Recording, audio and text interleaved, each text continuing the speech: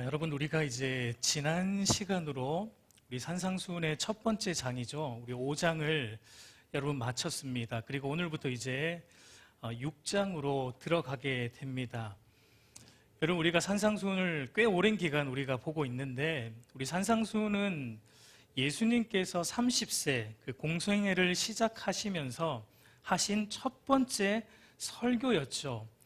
근데 그 첫 번째 설교기 때문에 굉장히 중요하죠. 근데 그 중요한 산상수훈에서 우리 주님께서는 어떤 것을 말씀하셨습니까? 예수님께서 이 땅에 육신을 입고 오셔서 우리의 죄를 대신하여 십자가에 달려 죽으시고 부활하심으로 이루시고 완성하실 구원과 하나님 나라가 무엇인지, 그리고 성령의 거듭나게 하심을 통해 예수님을 믿는 믿음으로 신자가 되었다는 것이 어떤 것인지, 복음과 기독교 신앙에 대해 아주 집약적으로 가르쳐 주는 것이 바로 이 산상수훈의 5장부터 7장까지 마태복음에 나오는 산상수훈의 내용인 것을 우리는 계속해서 보고 있습니다. 이제 6장에 들어서면서 우리 예수님께서는 5장에서 말씀하셨던 것들을 이제 조금 더 우리에게 구체화 시켜주고 있는 것을 우리가 볼 수 있습니다. 우리가 6장을 이제 들어가기에 앞서서 전체적인 구조를 조금 알고 들어가면 도움이 될 것 같아요. 여러분, 6장 전체의 구조를 보면은 1절부터 18절까지는 어떤 내용이냐면 바로 거듭난 신자들, 그리스도인들의 신앙생활의 영역을 다루고 있습니다. 우리의 종교적인 영역, 신앙의 영역을 우리 주님이 다루고 계시고, 그리고 19절부터 마지막 34절까지는 거듭난 신자들의 이제 세상살이의 영역, 세상 속에서 그리스도인은 어떠해야 하는지를 우리 주님이 구체적으로 이제 다루고 있는 것이 이 6장 전체의 구조입니다. 여러분, 이런 구조적인 면을 볼 때 우리가 무엇을 볼 수 있습니까? 우리 그리스도인들은 신앙생활의 영역, 흔히들 말하는 이 교회 안에서의 하는 신앙생활의 영역이든지 아니면 교회 밖에서 이루어지는 모든 세상 삶의, 세상살이의 영역이든지 어느 것이 더 중요하고 어느 것이 덜 중요한 것은 없다는 거예요. 둘 다 동일하게 하나님 앞에서 믿음으로 살아가는 것이 중요하다라는 것을 우리 주님은 사실 이런 6장의 구조를 통해 우리에게 말씀해 주고 있습니다. 여러분, 오늘날 기독교 신앙 안에 조금 잘못된 관점이 있는데 그게 뭐냐면 교회 생활과 이 세상살이를 마치 다른 영역인 것처럼 분리하는, 이 이원화시키는 이원론적 관점이 있습니다. 여러분, 이런 이원론적 관점이 우리 안에 있으면은 어떤 생각이 드냐면 우리가 세상에서는 믿음으로 조금 못 살아도 괜찮은 거예요. 되는 겁니다. 그런데 어디에서만 잘하면 돼요? 교회 안에서 하는 신앙의 영역들만 우리가 믿음으로 잘하면 괜찮다라는 이런 이거 잘못된 생각인데 이런 생각을 가지게 된다라는 거예요. 여러분, 이것은 성경적으로 옳은 생각이 아니에요. 교회에서의 신앙의 모습 중요합니다. 너무 중요하죠. 그러나 동시에 세상에서도 우리가 그리스도인답게 살아가는 것 동일한 비중으로 중요하다라는 것을 우리 주님은 이런 6장의 구조를 통해 우리 그리스도인의 신앙의 영역과 그리고 세상살이의 영역 둘 다 하나님 앞에서 하는 것이기 때문에 중요하다라는 것을 말씀하고 있습니다. 여러분, 하나님께서 통치하시고 다스리시죠, 이 교회를. 여러분, 이 교회의 주인은 누구십니까? 하나님이세요. 예수님이세요. 예수님께서 이 교회를 다스리시고 통치하십니다. 그러면 여러분, 세상에 있는 여러분들이 다니는 직장과 여러분들의 가정과 학교, 그리고 정치, 경제, 사회 전반은 누가 다스립니까? 직장은 회장이 다스리고, 학교는 교장이 다스리고, 정치는 정치인들이 다스립니까? 물론 표면적으로는 그렇게 보이지만, 그러나 우리 그리스도인들이 그런 표면만 보진 않습니다. 그 이면에, 그 모든 것 위에 모든 영역을 주관하고 다스리시는 분이 바로 우리 아버지 하나님이다라는 것을 여러분 믿는 것이 기독교 신앙입니다. 여러분, 그것을 믿습니까? 그것을 믿습니까? 여러분, 그래서 우리가 거듭났다라는 것은 우리가 그리스도인이 되었다라는 것은 그러니까 나의 삶의 모든 영역에서 뭐가 바뀌는 거예요? 주인이 바뀌는 것이 여러분 우리가 거듭났다라는 거예요. 그리스도인이 되었다는 거예요. 주인이 안 바뀌어 있으면 거듭난 게 아니고 그리스도인이 된 것도 아니에요. 나의 모든 삶의 영역의 주인이 이제는 내가 아니라 하나님이 되었고, 모든 것, 말과 행동을 함에 있어서 이제는 내 뜻대로 하지 않고 하나님의 뜻대로 따라, 하나님의 뜻을 따라 하나님의 다스림 안에서 말을 하고 행동하는 것이 바로 거듭남의 증거이고 그리스도인이 되었다라는 것의 의미입니다.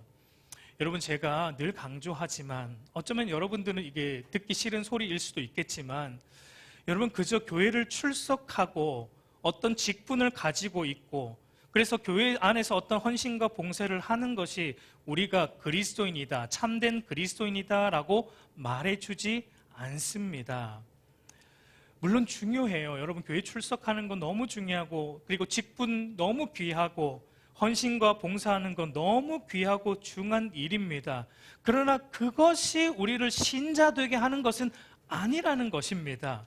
여러분, 그것은 신자 되고 나면은 자발적으로 자연스럽게 우리 안에서 마지 못해 하는 것이 아니라 하지 않으면 견딜 수 없어서 예배하게 되고 기도하게 되고 헌신하게 되고 봉사하게 되는 우리 안에 맺혀지는 구원의 열매들과 같은 것들입니다. 여러분, 참된 신자가 되었다라는 것은 우리 안에 주인이 바뀌어야 되는 거예요. 모든 삶의 영역에서 내가 잡고 있는 이 내 주인권, 나의 통제에 의해 모든 것이 움직여진다는 나의 통제권을 이제는 내려놔야 돼요. 하나님께 돌려드려야 돼요. 그래서 하나님 앞에서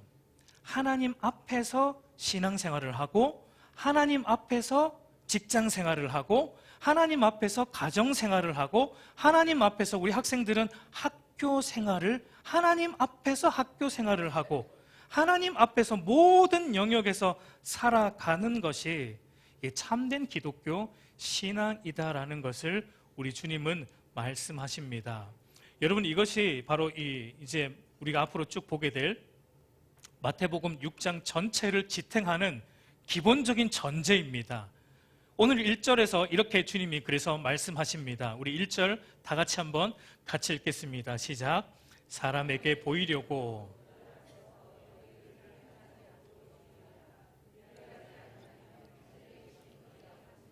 상을 받지 못하느니라.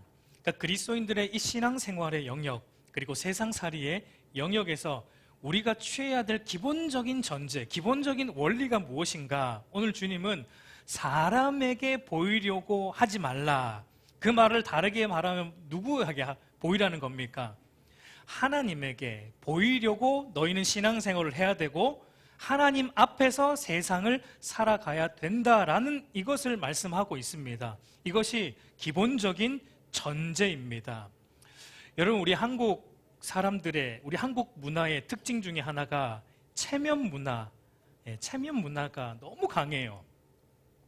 여러분, 우리 한국 사람들만큼 이 명품 좋아하는 민족은 드물 것 같아요. 사죽을 못 씁니다. 아주 그냥 눈이 막 뒤집어지죠. 명품만 보면은. 왜 그럴까요? 왜 우리 한국 사람들 왜 그런 걸 그렇게 좋아합니까? 남들에게 내가 어떻게 보여질지를 과도하게 신경 쓰는 이 체면 문화가 우리 한국 사회를 지배하고 있기 때문입니다. 그러니까 나의 겉모습이 남들에게 좀 화려하게 보여야 남들이 나를 무시하지 않고 또 인정받을 수 있다라는 보여주기식 이 체면 문화가 우리의 가치관을 여러분 사로잡고 있기 때문이죠. 근데 여러분, 무서운 건 뭐냐면 그런 체면 문화가 우리 기독교 신앙 안에도 얼마든지 있다라는 것이 더 무서운 점입니다. 그래서 보여주기식 신앙생활이 있는 거예요. 보여주기식 경건생활이 있고, 보여주기식 예배가 있고, 보여주기식 구제가 있고, 특별히 여러분 이제 보겠지만 주님은 세 가지의 예를 드는데 구제라는 것과 기도라는 것과 금식이라는 이 세 가지의 예를 들어서 보여주기식 구제가 있고 보여주기식 기도가 있고 보여주기식 금식이 있다라는 것을 우리 주님은 이제 앞으로 말씀하고 있습니다.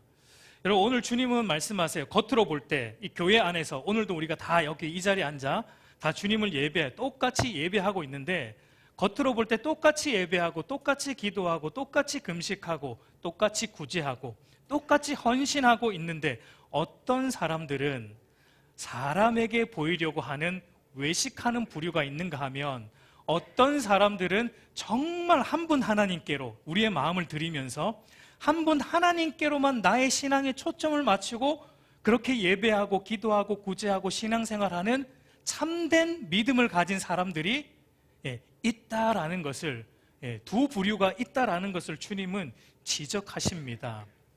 여러분, 이것을 어떻게 분별할 수 있습니까?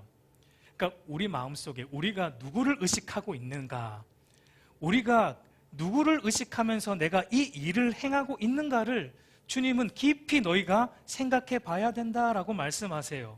그러니까 우리가 오늘 예배를 드리러 이렇게 나왔는데, 예배를 드리고 나오는 이 발걸음 속에 우리가 누구를 의식하며 이 자리에 나왔는가, 내가 기도를 할 때, 내가 헌신을 할 때, 내가 구제를 할 때, 금식을 할 때 내가 무엇을 의식하고 하고 있는가. 그러니까 달리 말해 그것을 하고 있을 때 우리 마음속의 중심, 우리의 마음의 동기가 무엇인가, 주님은 이것을 너희가 깊이 살펴보아야 한다라는 것을 말씀하십니다. 그러니까 우리 마음 중심이 하나님께로 지금 향하고 있는가, 아니면 사람에게로, 아니면 나 자신에게로 향하고 있는가, 너희는 이것을 유심히 돌아보아야 된다라는 것을 주님께서 말씀하십니다. 여러분, 우리 인간은 관계적인 존재입니다. 관계적인 존재예요. 그래서 실은 우리가 사람을 의식하지 않을 수는 없습니다. 사람을 의식하지 않고 살 수는 없어요. 그런데 여러분, 자세히 보세요. 우리가 사람들을 왜 의식하죠? 우리가 사람들을 의식하는 우리 마음속의 궁극적인 동기가 여러분 무엇입니까? 다른 사람들을 의식한다라는 것은 어떤 면에서 다른 이들을 배려하는 차원으로 생각해 볼 수도 있겠지만, 그러나 우리가 다른 이들을 배려하는 것도 실은 따지고 보면은 결국은 그게 어디로 가요? 어디로 갑니까? 결국은 그걸 왜 남들을 배려하고 다른 사람들의 이목을 의식하는 것입니까? 결국은 내가 어떻게 보여질까? 이것 때문이에요. 자기의, 그러니까 내가 어떻게 드러날까? 저 사람이 나를 어떻게 생각할까? 이것 때문에 우리는 다른 이들을 의식하며 주로 살아가게 됩니다. 그래서 오늘 주님도 오늘 우리가 읽은 말씀에 보면 사람에게 보이려고 그들 앞에서 뭐를 행하지 않도록 주의하라라고 말씀하고 있습니까? 너희의 의를 행하지 않도록. 결국 사람을 의식하고 사람을 보이려는 그 동기가 뭐냐면 우리의 의를 드러내기 위해, 내가 조금 더 다르다는 것을 드러내기 위해. 여러분, 우리가 신앙이라는 이 귀한 이름 아래 예배와 기도와 구제와 금식과 같은 이 귀한 일들을 하지만, 혹 그런 일들을 통해서 내가 다른 사람들에게 나의 다름과 나의 의를 드러내고자 하는 그 죄의 간교함이 우리 안에 있는 것은 아닌지 오늘 주님은 돌아보아야 된다라는 것을 말씀하고 있어요. 여러분, 왜 그렇습니까? 왜냐하면 우리는 여러분 본성적으로 뭐에 목말라 있는 자들이에요. 우리는 본성적으로 하나님의 칭찬보다는 사람의 칭찬에 목말라 있는 사람들이고, 우리는 본성적으로 하나님을 기쁘게 하고 하나님께 영광을 돌리는 것보다는 나를 기쁘게 하고 내 영광을 위해 살아가고자 하는 것이, 그것이 더 기쁜 것이 우리의 죄악된 본성이기 때문입니다. 그래서 주님은 이제 6장 전체에 걸쳐서 우리의 신앙생활과 세상살이를 다루실 텐데, 너희가 기본적으로 먼저 이것을 좀 세팅하고 가자 하고 주님께서 말씀하시는 게 뭐냐면, 내 안에 사람에게 보이려고 하는 이 나의 영광을 구하려고 하는 죄악된 본성이 너희 안에 있다. 그거 너희 인정해야 된다라는 겁니다. 우리 안에 그런 죄악된 본성이 있다. 그리고 그 본성은 끊임없이 끊임없이 우리 안에 치고 올라온다, 거듭났을지라도 끊임없이 우리의 영광을 구하려는 죄악된 본성이 끊임없이 우리 안에 나올 텐데 너희는 거기에 대해서 죽어야 된다. 그리고 오직 한 분 하나님께만 보이려고 하는, 하나님께로 향하는, 하나님께만 영광을 돌리는 그런 신앙생활과 그런 세상살이를 너희가 해야 된다. 이게 기본적인 것이다 라는 것을 주님께서 먼저 우리에게 말씀하십니다. 여러분, 종교개혁자들은 이걸 뭐라고 불렀습니까? 코람데오라고 불렀죠. 코람데오. 하나님 앞에서. 그러니까 여러분, 우리가 그리스도인이라는 존재들은 어떤 존재냐? 이제 하나님 앞에서 사는 존재라는 겁니다. 그래서 사람들의 평판, 사람들이 나를 어떻게 볼지 그렇게 민감하게 반응하지 않습니다. 그걸 아예 무시하라는 얘기는 아니지만 사람들의 평판, 이모 그렇게 중요하지 않아요. 뭐가 중요한가? 하나님이 나를 어떻게 보실까? 하나님이 나를 어떻게 보실까? 그러니까 하나님 앞에서 내가 어떻게 살까? 여기에 민감한 자들이 바로 그리스도인, 거듭난 신자들이다라는 것을 말씀하십니다. 주님은 이제 이 원리, 이 대전제를 토대로 먼저 구제라는 신앙의 영역을 우리에게 다루십니다. 참된 구제가 어떤 것인가? 신자는 구제를 할 때 어떻게 해야 되는 것이 바른 것인가? 이것을 우리 주님이 오늘 말씀을 통해 다루세요. 여러분, 당시 바리새인과 서기관들이 구제를 했을까요? 안 했을까요? 우리 주님이 굉장히 지금 바리새인들의 구제를 책망하고 계신데 이들이 구제를 했을까요? 안 했을까요? 했습니다. 그것도 어떻게 해요? 굉장히 열심히 구제를 했어요. 바리새인과 서기관들이. 왜냐하면 여러분, 구제라는 것은 그리스도인이라면 당연히 해야 되는 신앙의 원리였기 때문입니다. 구약의 말씀들을 보면은 하나님께서 가난한 자와 고아와 가부를 돕는 이 구제를 굉장히 중요하게 여기셨어요. 우리 신명기 15장 7절 8절 우리 한번 같이 읽어보겠습니다. 시작. 내 하나님 여호와께서 내게 주신 땅,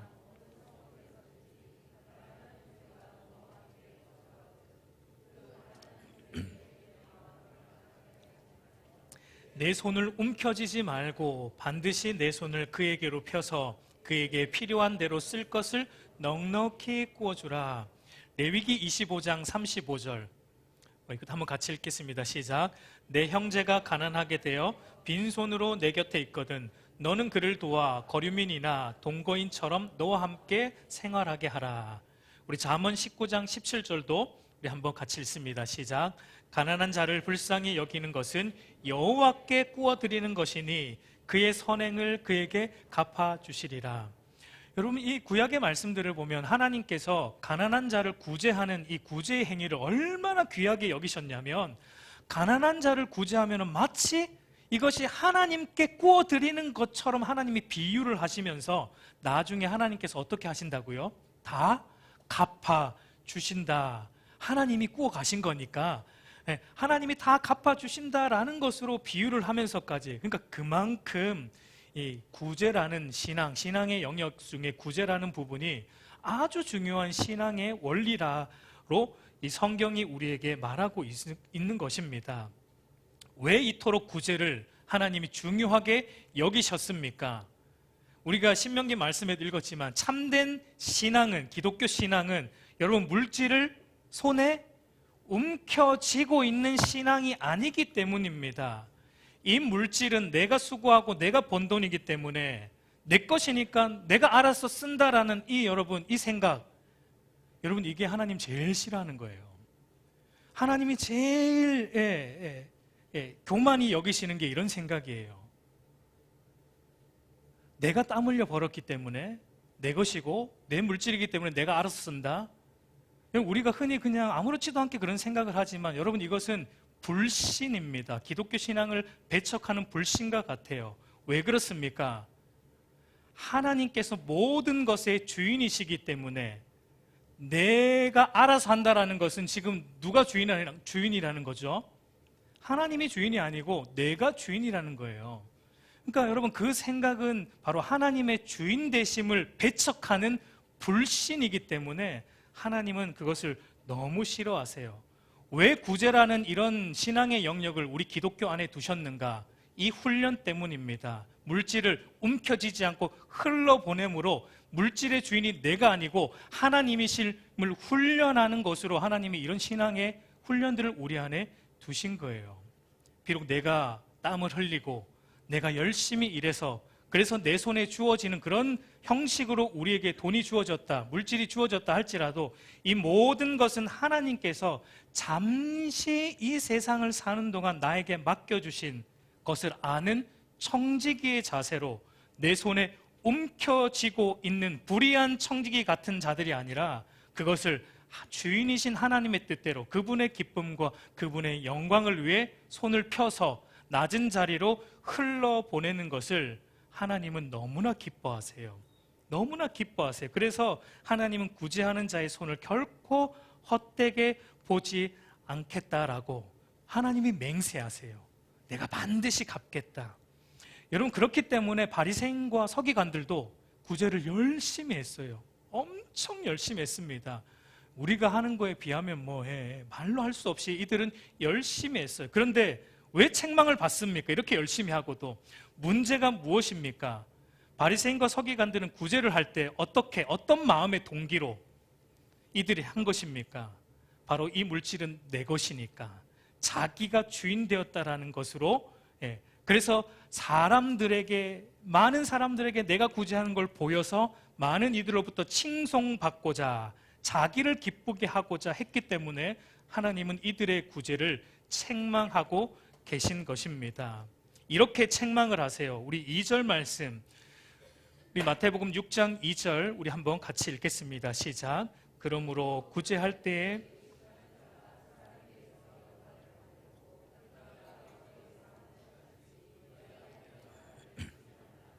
진실로 너에게 이르노니 그들은 자기 상을 이미 받았느니라. 여러분, 바리새인과 서기관들은 구제할 때 오늘 주님 말씀을 보니까 어떻게 했습니까? 그들의 동기가 무엇이었죠? 사람에게 영광을 받으려는 것이 구제의 동기였고, 그래서 사람들을 주목하기 위해서 거리와 해당에서 뭘 불었습니까? 나팔을 불었다라고 이렇게 말합니다. 나팔을 왜 붑니까? 이들이 나팔을 왜 불어요? 나팔을 불어야 어떻게 되니까?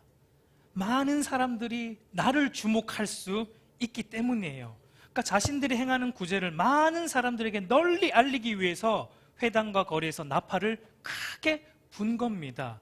그리고 여러분, 왜 회당과 거리예요? 하필이면 거기에 사람들이 제일 많이 모여있는 장소이기 때문에, 회당과 거리에 사람들이 제일 많이 모였으니까 은밀하게 하지 않고 제일 사람들이 많이 모여있는 자리에 가서 나팔을 불면서 구제를 했다라는 것입니다.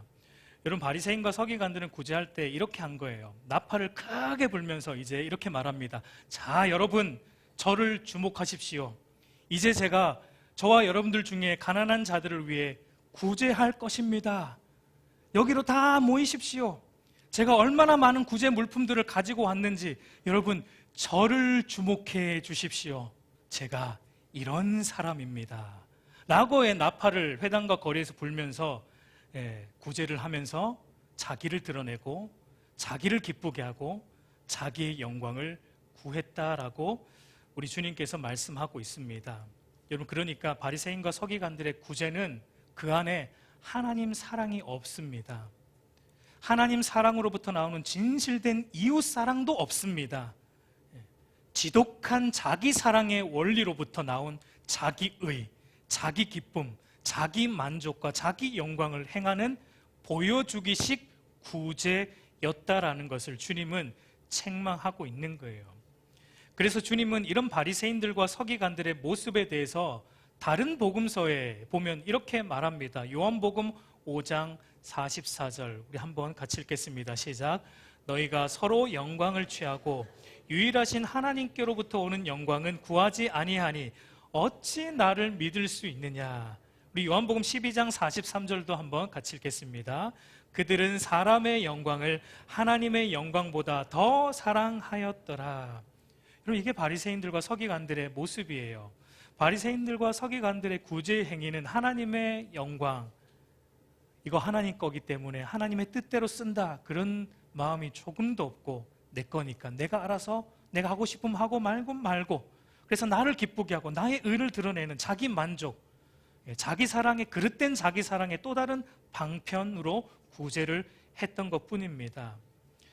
여러분, 그런데 이런 바리새인과 서기관들의 이런 모습을 보면서 우리가 참 이들 참 문제 있다 이러고 여러분 넘어가면 안 돼요. 어쩌면 우리 안에도 이런 문제는 고스란히 있다라는 것을 우리는 봐야 됩니다. 오늘 여러분, 우리의 모습은 어떠합니까? 여러분, 이것은 구제만의 문제는 아닙니다. 우리가 행하는 신앙생활의 영역에서 우리는 누구에게 보이려고 여러분 오늘 예배를 드리고 있습니까? 신앙생활을 하고 있습니까? 무엇 때문에 예배를 드리고 무엇 때문에 신앙생활을 하고 있습니까? 그저 복받고자, 그저 나를 위로하고자, 나를 기쁘게, 나를 만족시키고자, 나를 드러내기 위해 하고 있다면 우리도 여러분 바리새인들과 다를 바가 없는 것입니다. 여러분, 주의해야 돼요. 왜냐하면 여러분, 오늘 주님이 그렇게 하나님의 영광을 위해 하나님께로 향하는 신앙생활 하지 않으면 오늘 주님은 아주 무서운 말씀을 하시는데, 그런 자들은 이미 상을 다 받았다라는 얘기를 하십니다. 여러분, 그 말은 무슨 얘기예요? 하나님으로부터 받을 상 있다 없다? 없다는 것입니다. 여러분, 이게 무서운 얘기예요. 하나님으로부터 받을 어떤 상도 없다라고 말씀하고 있습니다.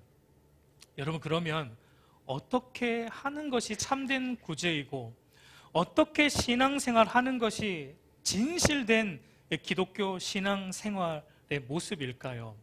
오늘 우리 3절과 4절 말씀 우리 한번 같이 보도록 하겠습니다. 3절과 4절 말씀 함께 읽습니다. 너는 구제할 때 오른손이 하는 것을 왼손이 모르게 하여 내 구제함을 은밀하게 하라. 은밀한 중에 보시는 내 아버지께서 갚으시리라 라고 말합니다. 어떻게 해야 되는 것입니까? 오늘 주님은 오른손이 한 것을 왼손이 모르게 은밀하게 해야 된다, 은밀하게 구제해야 되고 은밀하게 신앙생활 해야 된다라고 말씀하십니다. 근데 여러분, 이것도 우리가 또 이렇게 오해하면 안 돼요. 구제할 때, 신앙생활 할 때 오른손이 한 것을 왼손이 모르게 은밀하게 하라고 하니까 그러면 남들이 안 보이게, 남들이 모르게만 하면 되겠구나라고만 생각하면은 여러분, 주님의 의도를 캐치를 못한 겁니다. 왜냐하면 여러분, 우리가 얼마나 교묘한 자들이냐면 우리는 오른손이 한 것을 왼손이 모르게 하면서 얼마든지 나팔을 부는 자들이기 때문이에요. 예를 들어서 우리가 많은 액수의 구제 헌금을 무명으로 한번 했다고 가정을 해보자고요. 하라는 얘기가 아니니까 너무 심각하게 또 얼굴을 그렇게 했다고 가정을 해보자고요. 엄청난 헌금을 무명으로 누군가의 구제를 위해서 아니면 교회의 헌물을 위해서 무명으로 이름 없이 했다라고 가정을 했을 때, 예를 들어 인도자가 누군가가 무명으로 엄청난 걸 헌금을 했고 또 교회를 위해 이렇게 헌물을 했습니다. 감사합니다. 무명이지만 감사합니다라는 어떤 그런 얘기를 했을 때, 모르게 한 건 참, 주님 말씀처럼 오른손이 한 걸 왼손이 모르게 한 거죠.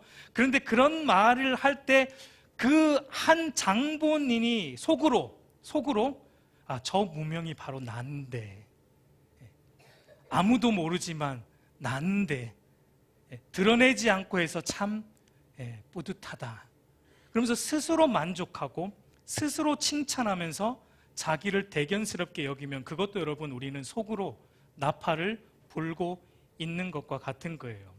우리가 아무도 모르게 누군가를 도왔다고 할 때, 도운 그 사람을 볼 때마다 내가 도왔지, 맞아, 저 사람이 힘들었는데 내가 도왔지, 나도 형편이 넉넉하지 않지만 그래도 내가 도왔지, 볼 때마다 그런 생각하면서 스스로 만족해하고 스스로 기뻐하면서, 여러분, 이거는 주님이 말씀하시는 오른손이 한 걸 왼손이 모르게 하라는, 은밀하게 하라는 그런 의미에 전혀 아니라는 것을 우리는 알아야 돼요. 다른 신앙생활도 마찬가지예요. 내가 어떤 교회에 헌신을 하고 봉사를 했는데 그거를 늘 보면서 기억하는 거예요. 내가 했지. 스스로 만족하고 은밀하게 자기를 자랑하고 그 은밀하게 나팔을 부는 것입니다. 그런 것은 여러분, 오른손이 한 것을 왼손이 모르게 하라는 이 주님의 말씀의 핵심이 무엇입니까? 그러니까 내 손이 그 일을 하고 있을 때 내 마음 중심은 무엇을 하고 있는가예요. 내 손이 누군가를 구제하고 내 손이 교회에 어떤 일을 헌신하고 있을 때, 내가 예배하고 있을 때 내 마음 중심은 무엇을 지금 신경 쓰고 향하고 있는가? 그 일을 알게 하든 모르게 하든 내 마음이 지금 어디로 향하고 있는가가 중요한 것입니다. 여러분, 그러니까 구제를 할 때 여러분, 다른 사람들을 알게 하느냐 모르게 하느냐, 그거 별로 중요하지 않습니다. 알게 해도 돼요. 알게 해도 됩니다. 얼마든지. 그리고 모르게 해도 됩니다.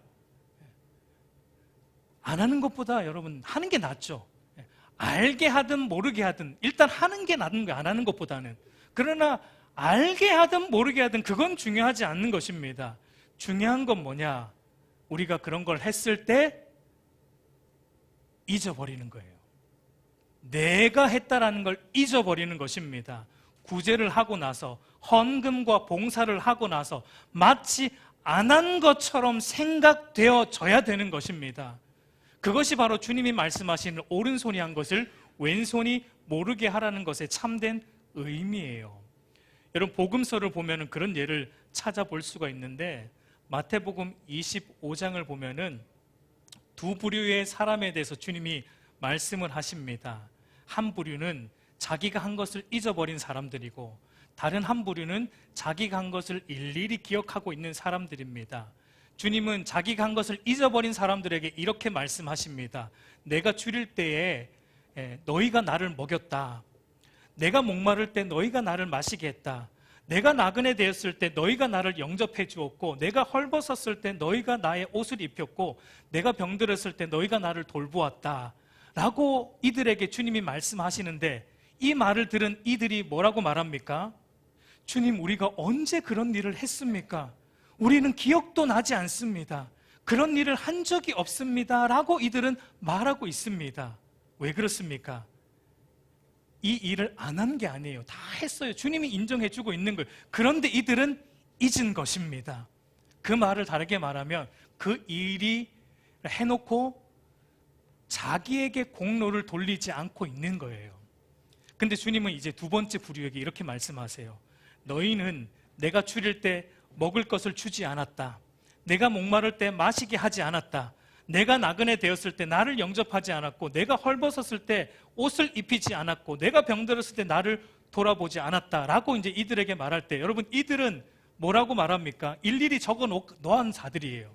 그러니까 이들은 어떻게 말합니까? 아니 주님, 무슨 그런 또 섭섭한 말씀을 하십니까?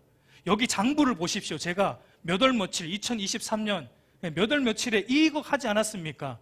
교회에 내가 이걸 하지 않았습니까? 주님, 무슨 그런 섭섭한 말씀을 또. 그러니까 여러분, 이들은 뭐예요? 일일이 기억하는 겁니다. 그리고 그 모든 걸 누구에게로 공로를 돌립니까? 자기에게로 공로를 돌립니다. 그러니까 여러분, 이런 자들이 이미 자기 상을 다 받았다. 그러니까 주님은 기억할 것이 없다라는 것을 비유적으로 주님은 이렇게 말해주고 있습니다.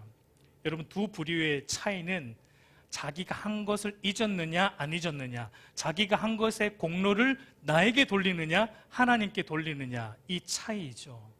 여러분, 참된 그리스도인은 내가 한 것에 대해 잊는 것입니다. 그것이 크든 작든 내가 한 것은 아무것도 없다라고 여기는 것입니다.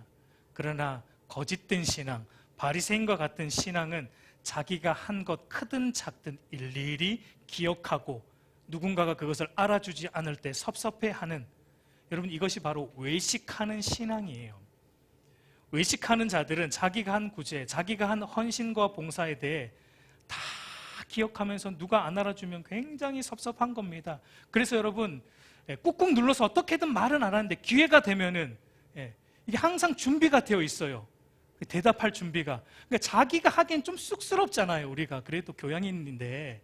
그러니까 누군가가 옆에서 물고만 터주기를 바라고 있습니다. 누군가가 옆에서 그냥 툭 찔러주기. 아, 집사님 저번에 뭐 하셨다면서 이 얘기 한 번만 해주면 이제 그때부터는 미리 써놓은 대본이 있어요. 네, 제가 안 하려고 했는데 또 하나님 감동을 주셔서 이렇게 또 이러면서 또 이게 줄줄줄줄 자기의 공로를 돌리는, 은밀하게 자랑하기 시작하는 것입니다. 여러분, 이것이 바로 주님이 가장 싫어하는 외식하는 신앙, 위선적인 신앙입니다.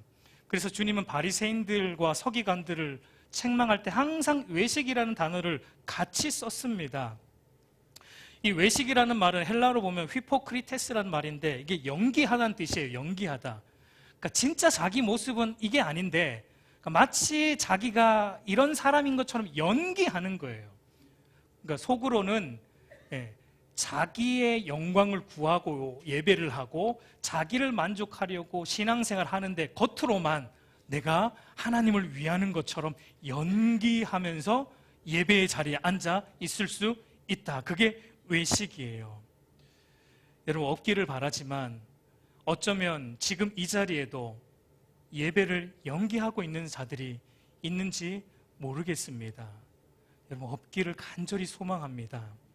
여러분, 참된 신앙은 내가 얼마를 했던, 무슨 큰일을 했던 하고 나서 다 잊어버리는 거예요. 내 머릿속에 지우개 다 지워버리는 것입니다. 왜 그렇습니까? 내가 어떤 큰일을 하더라도 무엇에 비하면 아무것도 아니니까. 나를 죄로부터 건져 구원하시기 위해 창조주이신 그분이 인간의 육체를 입고 이 땅에 오셔서 우리를 대신하여 십자가에 죽으시고 부활하신 그분의 고난과 죽으심에 비하면 우리가 어떤 큰일을 하더라도 우리가 한 것은 아무것도 아니라는 것을 알기 때문에 그런 것입니다.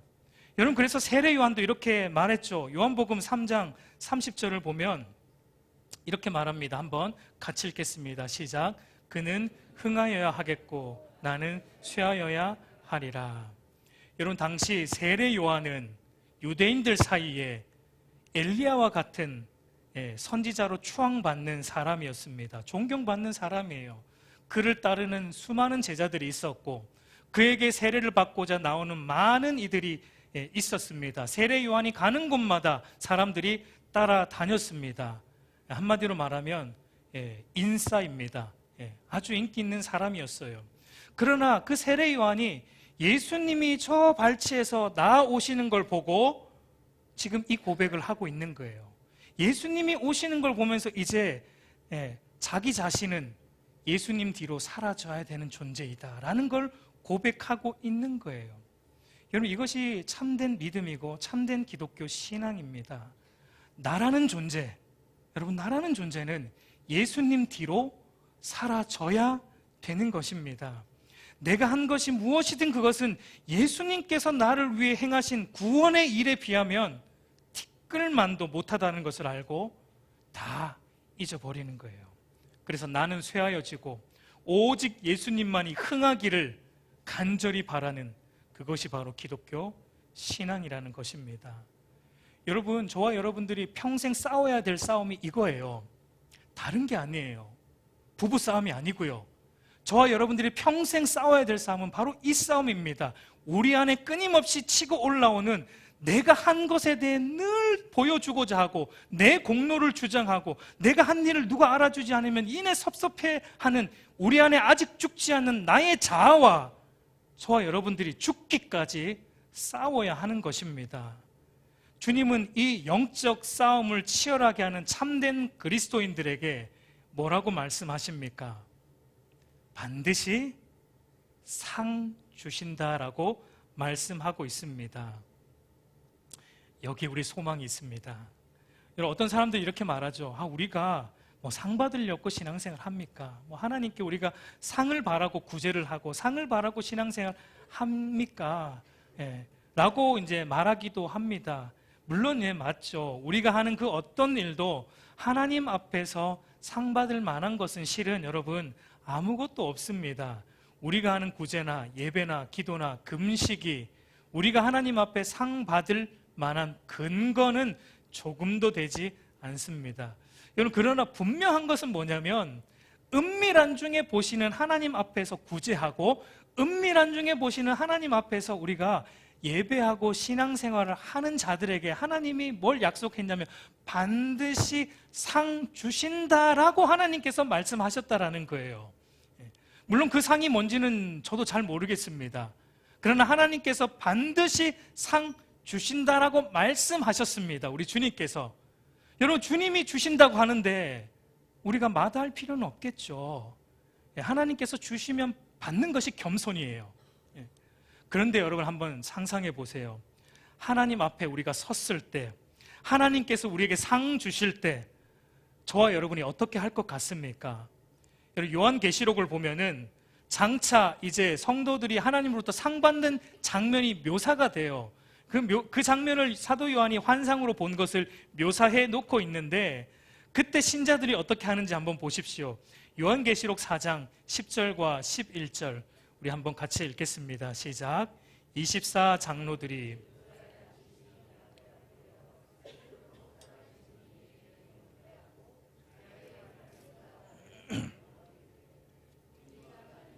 영광과 존귀와 권능을 받으시는 것이 합당하오니 주께서 만물을 지으신지라 만물이 주의 뜻대로 있었고 또 지으심을 받았나이다 하더라.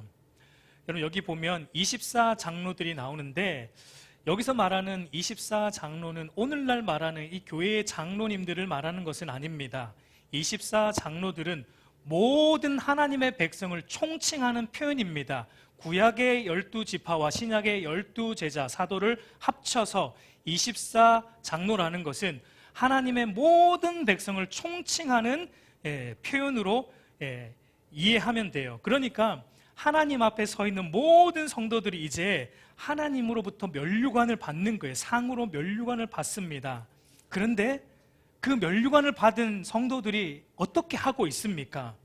다시 그 면류관을 벗어서 하나님께로 돌려드리며 하나님만이 영광 받으시는 것이 합당하다는 고백을 드리고 있는 장면을 묘사하고 있는 거예요. 여러분, 이 그림이 우리에게 시사하는 바가 무엇입니까? 상이 반드시 있다는 겁니다. 하나님이 우리에게, 은밀한 중에 계신 하나님 앞에서 신앙생활 하는 자들에게 반드시 면류관 씌워 주신다는 것입니다. 그러나 그 면류관을 받을 때 진짜 그리스도인, 참된 그리스도인의 마땅한 반응은 어떤 것입니까? 이 상을 받을 자격이 나에게는 조금도 없다는 것을 알고 모든 공로와 를 하나님께 다시 돌려드리면서 하나님께 면류관을 벗어드리며 하나님만 영광 받으실 분입니다 라고 고백하는 게 신자의 마땅한 모습이다라는 것을 우리에게 보여주고 있는 거예요. 물론 여러분, 우리가 면류관 벗어서 하나님께 다시 드릴 때 하나님이 다시 가져가시겠습니까? 그래? 알았어, 그럼 내가 할게. 하나님이 이러진 않을 거예요. 어떻게든 저와 여러분들 머리에 씌워 주실 겁니다. 잘하였다, 착하고 충성된 종아, 끝까지 믿음을 지킨다고 얼마나 힘들었느냐 하면서 우리 머리에 그 면류관을 분명히 씌워 주실 것입니다. 그러나 여러분, 중요한 것은 진실된 그리스도인은 아는 것입니다. 무엇을? 나에게는 그 상을 받을 어떤 공로도 없다는 것을 말이죠. 모든 공로는 성삼위 하나님께 돌려지는 것이 마땅하다는 것을 우리는 아는 것입니다. 그래서 여러분, 하나님이 우리 머리에 면류관 씌워주실 때 여러분 한번 상상해 보세요. 어떻게 할 것 같아요? 어떻게 할 것 같습니까? 예수님께서 우리에게 오셔서 우리 머리에 면류관 씌워주실 때 그저 하염없이 눈물만 흘리게 되지 않을까요? 주님, 도대체 무슨 자격으로 제가 이 상을 받을 수 있습니까? 나 같은 죄인 중에 괴수인 저를 그저 구원해 주신 것만도 감사한데 무슨 염치로 제가 이 면류관을 받을 수 있습니까? 라는 말을 하며 모든 영광은 하나님께 돌려줘야 됨이 마땅합니다라고 말하면서 우리 눈에 눈물만 하염없이 흘려내리지 않을까요? 감정이 메마르셨군요. 여러분, 무엇이 중요합니까? 사람들의 인정과 인기가 여러분 중요합니까? 하나님 앞에 거룩하게 사는 것이 중요합니까? 여러분, 하나님께서 저와 여러분들에게 원하시는 것은 하나님 앞에 거룩한 백성답게 사는 것이지, 여러분이 세상에서 인기 많고 더 크게 성공하고 더 크게 알려지는 거, 하나님 거기에 별로 관심 없습니다. 능력 있으면 하세요. 그걸 말리는 게 아니에요. 거기에 우리의 모든 에너지를 쏟아서는 안 된다는 거예요. 우리의 모든 에너지는 하나님 앞에서 사는 것에 쏟아야 되는 거예요. 여러분, 다른 사람들이 좀 몰라주면 어때요? 좀 몰라주면 안 됩니까? 그것이 뭐가 그리 중요합니까? 하나님만 알아주시면 되는 거 아니에요? 근데 또 어떤 분들은 또 이것도 악용합니다. 이것도 악용을 해요. 아, 그렇지. 사람에게 보이는 것이 뭐가 중요한가? 하나님께만 보이는 것이 중요하지. 우리의 마음이 중요하지. 헌금하는 것이 뭐가 중요하고 안 중요한가? 하고 안 하고가. 우리 마음이 중요하지. 뭐 예배를 안 빠지고 꼬박꼬박 드리고 안 드리고가 뭐가 중요한가? 우리의 마음이 중요하지. 나쁜 사람들이죠. 이렇게 말하면. 여러분, 이것은 하나님께로 향하는 신앙생활이 아니에요. 나에게로 향하는 이기적인 신앙생활이죠. 이렇게 생각하는 사람들 때문에 주님이 이런 말씀을 하신 거예요. 마태복음 6장 21절 말씀 우리 한번 같이 읽겠습니다. 시작. 내 보물이 있는 그곳에는 내 마음도 있느니라. 여러분의 몸이 있는 그곳에, 여러분의 물질이 있는 그곳에 여러분의 마음도 있다라고 주님 말씀하세요. 내가 예배의 자리 없는데 내 마음이 하나님께 있다고요? 거짓말하지 말라는 겁니다. 우리 주님이. 온전한 헌금 생활 하지 않는데 내 마음이 하나님께 있다고요? 마음이 중요하니까? 그거 거짓말이라는 것입니다.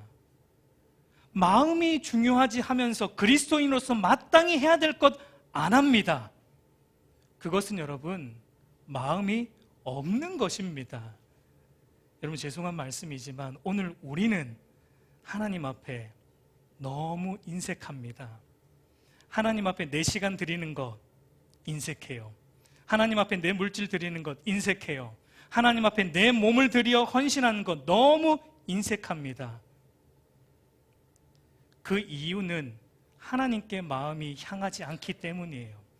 하나님께 마음이 없기 때문입니다. 물론 말은 그렇게 안 하겠지만, 그러나 그 마음속 깊은 곳의 동기는 아직까지 하나님께로 향하고 있지 않기 때문인 것입니다. 그래서 여러분, 주님은 앞선 문맥에서, 우리가 지난 시간에 보았지만 앞선 문맥에서 우리 주님은 우리에게 너희가 더 하는 것이 도대체 무엇이냐라고 주님께서 토로하셨어요. 너희가 더 하는 것이 무엇이냐?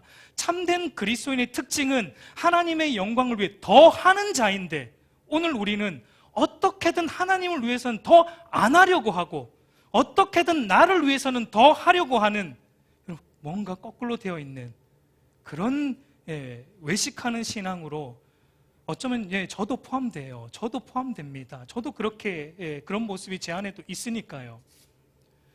여러분, 하나님 앞에 산다는 것은 내 몸과 내 물질과 내 시간 등 내 모든 걸 하나님께로 향하여 사용하는 것입니다.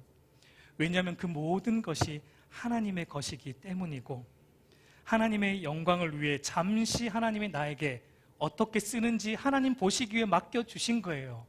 하나님의 영광을 위해 쓰고 있는지, 자기 영광을 위해 쓰고 있는지를 하나님께서 잠시 테스트하기 위해 우리의 많은 물질을 주시기도 하고 적은 물질을 주시기도 하는 것입니다. 그러나 여러분, 중요한 것은 그 모든 것을 해놓고도 내가 한 것은 하나도 없다는 것을 아는 것이 참된 기독교 신앙이고 온전히 하나님께로만 향하는 구제이고 신앙이다라는 것을 우리 주님은 오늘 말씀하고 있는 것입니다. 우리 사랑하는 성도 여러분, 이제 말씀을 맺겠습니다. 여러분, 우리가 기억하십시다. 하나님 눈에 보이지 않지만 우리는 항상 하나님의 존전 앞에 있다라는 그 사실, 여러분, 이거 머리로만이 아니라 우리 전인격으로 늘 인식하고 살아야 돼요. 코람되어 우리는 하나님의 존전 앞에 한순간도 살아가지 않는 순간이 없다라는 걸 여러분 기억해야 돼요. 골방에 있을 때도 우리는 하나님 앞에 있는 겁니다. 왜? 하나님은 무소부재하신 분이니까, 전능하신 분이니까. 우리는 어떤 곳에 있어도 다 하나님의 존전 앞에 서 있다라는 그 사실, 여러분 잊어서는 안 돼요. 그렇기 때문에 은밀한 중에 보시는 하나님 앞에서 먹든지 마시든지 무엇을 하든지 다 하나님의 영광을 위해 더하며 살아가는 참된 그리스도인들이 되기를 우리 구주 예수님의 이름으로 축복합니다.